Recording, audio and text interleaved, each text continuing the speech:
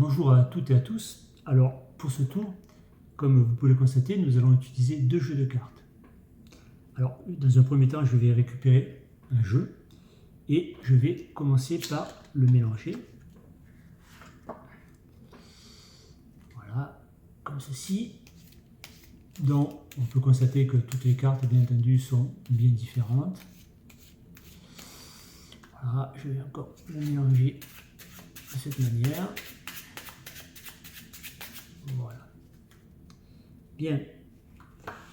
Donc après ces mélanges, bien entendu, personne ne peut connaître la disposition des cartes dans ce jeu. Et comme vous pouvez le constater, toutes les cartes sont face en bas. Par contre, pour être encore plus sûr, on va même encore mélanger à deux reprises. Et pour cela, on va faire ce qu'on appelle un mélange faro, qui est un mélange bien connu des magiciens. Voilà, donc on va faire un premier mélange faro, comme ceci. On va en faire maintenant un deuxième.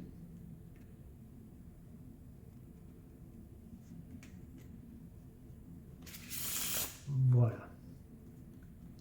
Donc là, vraiment là, on est vraiment sûr que les cartes sont bien mélangées, que personne ne peut connaître la disposition des cartes dans le jeu.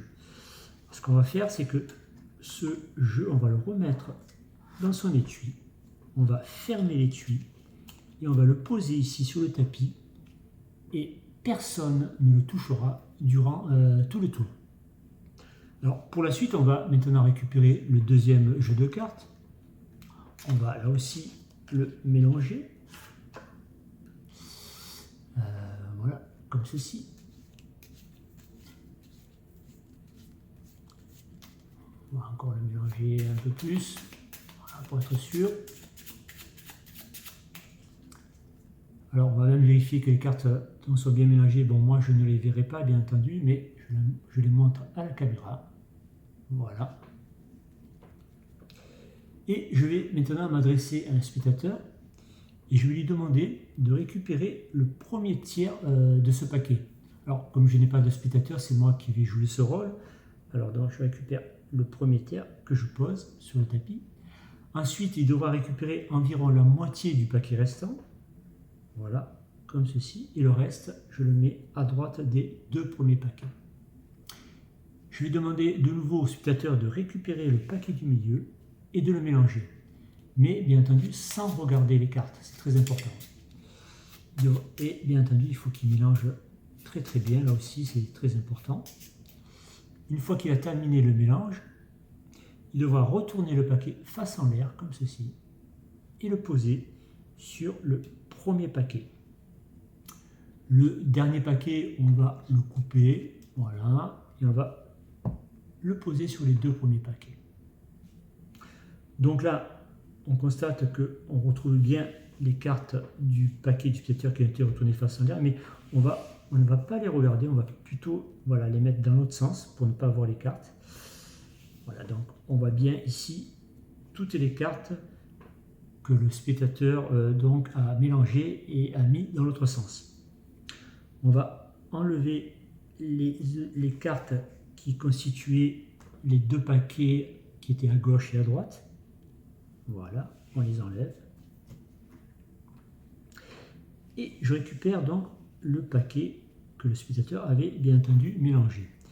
On va maintenant réaliser 4 tas, comme ceci. 1, 2, 3, 4. Voilà. 4 tas. Très bien. Alors, bien entendu, donc je me répète, puisque toutes les cartes qui constituent ces 4 tas ont été mélangées par le spectateur, personne ne peut connaître la valeur des cartes qui sont au-dessus de chaque tas. Ce sont des cartes donc aléatoires. On va maintenant les regarder. On va retourner ici la première carte, qui est le 3 de carreau. La carte du deuxième paquet, du deuxième tas, qui est la dame de cœur. La carte du troisième tas, le 2 de trèfle. Et la carte du quatrième tas, qui est le 10 de pique. Alors, souvenez-vous, au début du tour, j'ai utilisé un premier paquet que j'ai mélangé. à maintes reprises. Et on a pu constater que toutes les cartes étaient bien toutes dans le même sens. Bien regardez, il s'est passé quelque chose d'assez étonnant.